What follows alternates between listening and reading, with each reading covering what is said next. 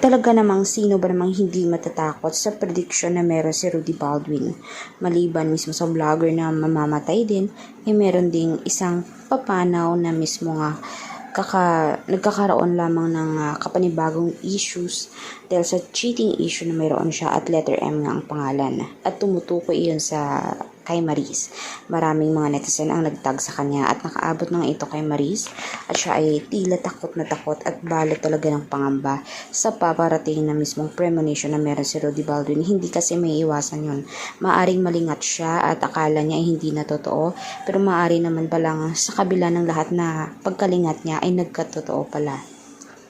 Kaya naman talagang masakit itong malaman.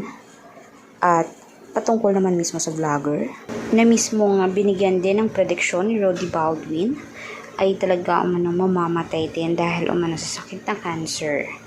Tila parang magic o tila parang may himala itong ginagawa si Rudy Baldwin para ikompronta sa harap ng camera sa buong mundo kung ano talaga ang nakikita niya, kung ano ang nababasa niya sa hinaharap na patungkol sa mga mawawala, papanaw, at saka marirape at kung ano-ano pang masasabi niyang hindi maganda. Kayo ba mga kanetizen, naniniwala pa kayo dito? I-komento niyo sa baba kung naniniwala kayo.